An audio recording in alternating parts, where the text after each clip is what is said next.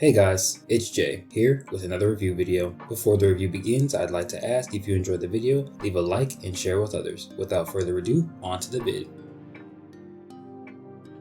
To start the video off, we'll be taking a quick look at Kode. It was said by the government official Harry that Kode secured the heads of governments before Armageddon had begun. He also adds that their own governments procrastinated. This to me implies that most governments aren't equipped or truly prepared in any way to face off against Thanatos and his forces. Their lack of preparation and true understanding of the threat regarding Thanatos leads them to act later as opposed to sooner. And this allows Kode, who is equipped for the task, to come in and provide aid in the way they can. Kode having the government leaders in their protective custody somewhat raises the question of were they being informed regarding certain events. If these officials are allies of Kode, does that mean they were informed regarding the situation involving the leaked information? Or is that info passed on to these substitute officials in the actual countries? This same question would apply to Ian's freedom. Are they aware that he was freed, or has that been kept under wraps? It was also said by Sonia that other Gakki are currently engaged in enemy territory. This is similar to when Bonnie said last season in episode 97 that the god tier and their hands were being attacked by Titan generals. With this sort of statement, it would be nice to see what she actually means by that, as we aren't aware of any of Yall's territory that isn't the base they were moving from in the newfound Merlin dimension. So where would this territory be, and who all would be attacking it? And if the base was found out before they fully moved to the Merlin dimension, why aren't we seeing that conflict as well? It's essentially what was going to occur in episode 144 and 145, so it doesn't make sense for us to not be shown something of that kind of importance if that is the case.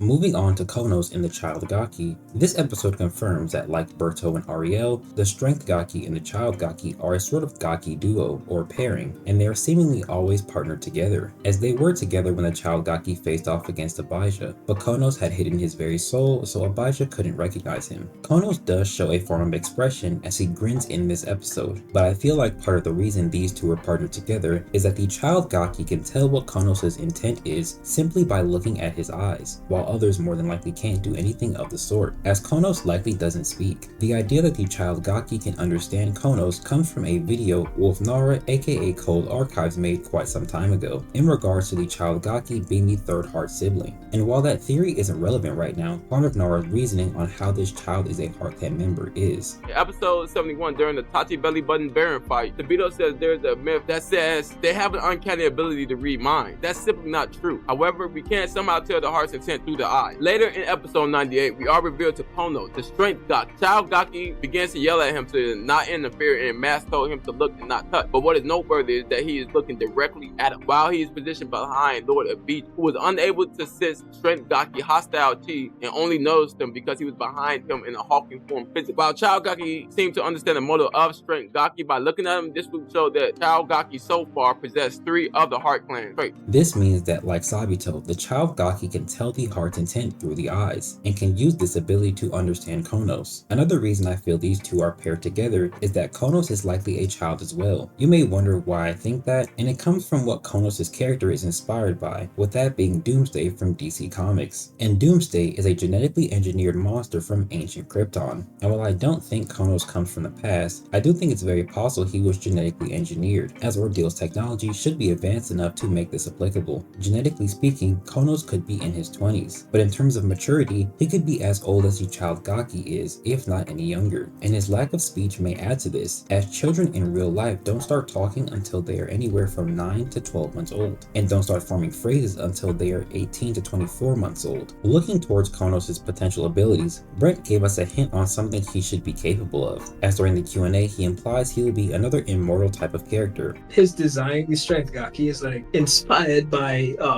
Doomsday from DC. He's supposed to be another immortal / music. And this coincides with his Doomsday inspiration, as aside from Doomsday's immense physical capabilities, he has a regenerative ability that allows him to become immune to whatever killed him before. As an example, we see Sonia is able to blow up his head, but if his Doomsday inspiration is accurate, that same move will not work on him again. Konos is also guaranteed to have great physical strength, as he's likely the one who threw the large boulder at the train, like it were a normal person throwing a baseball. Our next subject today will be regarding Kofi. First, Kofi and Sonia being in a romantic relationship suggests the god tier and the royals can have any kind of interpersonal relationship. To look at some examples, Bjorn and Bonnie had a mother and son relationship, and this is apparent as Bonnie tells Shay she knew Bjorn needed a mother figure. Bjorn in turn built his new mother figure a home to stay in with him. We could say Minamoto and Orion have a father-son dynamic, and while Orion may not see Minamoto as a father figure, it wouldn't be too far-fetched to say Minamoto may see Orion as a son, since in episode 99 he does say he wishes he was, and that Orion has made him more proud than he could ever be of himself. It's possible that Abijah and Levi, as well as the other god tier in their hands, have a more mentor-student role, with the royals actively learning from their lords to eventually take their spot amongst the god tier when a lord dies or retires. And this, in my opinion, would be somewhat apparent with the example of Tao, as he does become the new 10th Lord, but we can only wonder what he may have learned from Kevin. With that out the way, let's actually take a look at Kofi. Sonia mentioned something they call Tyson. This is actually the name of Kofi's talent, as said by Brent himself in a past stream. Tyson, as said by Sonia, is a volatile substance that flows through Kofi's body and is heated by the slightest of movements. This is why Kofi has trained himself to make as many unnecessary movements as possible, as well as why he rests. His talent's operation is why Eric points out that he is getting too hot in episode 128, as Kofi's anger regarding the situation caused him to move, which caused his talent to activate, thus emitting the heat his talent produces. This is also why we see Kofi with the pressure gauges he has on his arms, as it helps monitor the tension that would be built up by his talent when he does move. Due to the train wreck, the Tyson substance is building up inside of Kofi's body, and Sonia says it's calling for a release of tension. A synonym for tension is pressure, and pressure buildup is what is actually occurring inside of Kofi's body, with pressure buildup being a gradual increase in force in a physical system, and a physical system being a set of elements that operate together to accomplish an objective. In this case, the physical system would be Kofi's body, and the force that's being built up would be the Tyson substance. Pressure buildup also causes heat, because compressing a gas or fluid forces its molecules to move faster, increasing their kinetic energy and therefore their temperature. With all this understood, this likely means that the more Kofi moves, the more buildup the Tyson substance will accumulate, and the more buildup it acquires will allow Kofi over time to hit harder, move faster, and produce more heat. It seems as though the only way to reduce the buildup is to reduce the amount of movement, and to stop his talent's activation altogether, he will likely need to be still for quite some time, so the buildup can subside on its own. With Kofi's talent understood, we can now guess on what its type would be. Looking at all the types, power feels like the one that makes the most sense. Everything I said about how his talent works would allow him to easily cause damage or destruction, fitting perfectly with the initial part of the type's description.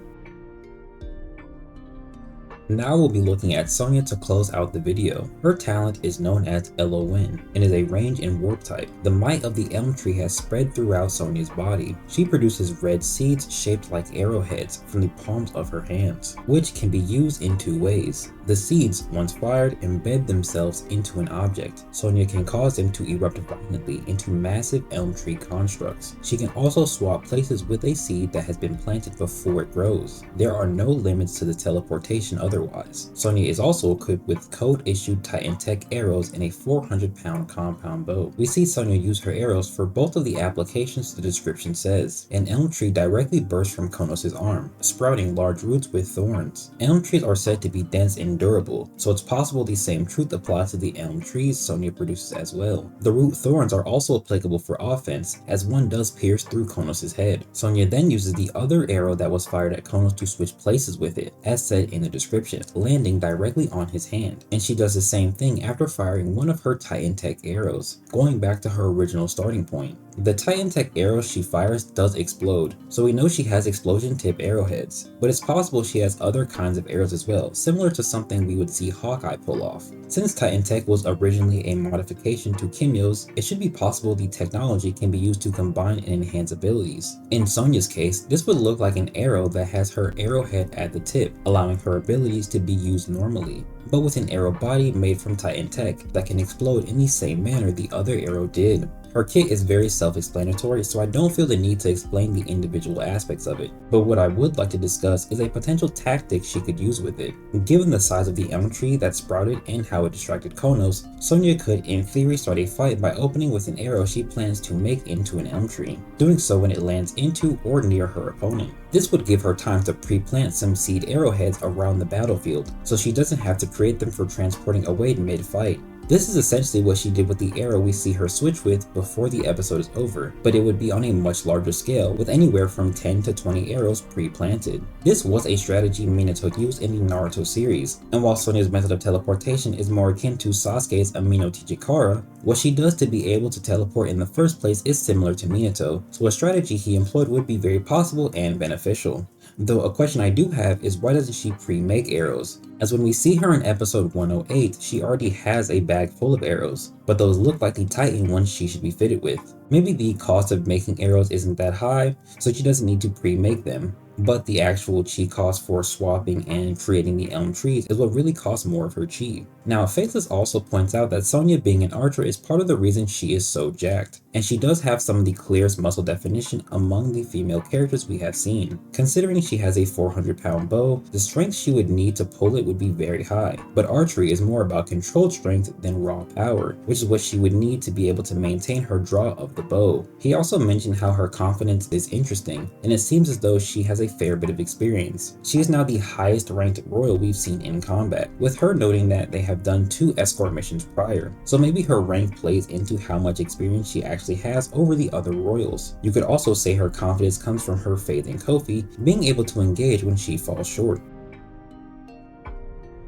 To end the video off, with the reveal of Kofi and Sonia's relationship, it makes me wonder how long they've been in a relationship for, and if they only got together after she was assigned to him. I am pretty interested to see what Konos will do, as he should be the strongest Gakki outright, as he was called the rank 1. I'm also wondering when we'll see the child Gakki start to fight, and I'm guessing it'll be when Kofi himself enters the battle. I also enjoyed the reveal of Sonia's talent, as it showcases exactly what she can do with it at a base level. She also may have one of the few talents I would actually want in real life. And overall, this episode was a good beginning for the fights that will follow, and I hope they live up to the expectations we have for them. There was also no comment of the week this week. But anyway, that's the video, guys. Let me know what your favorite part of the chapter was in the comments below, as well as how you feel about the things I mentioned throughout the video. Don't forget to read the actual episode for yourself, and be sure to like it as well. And I will see y'all in the next one.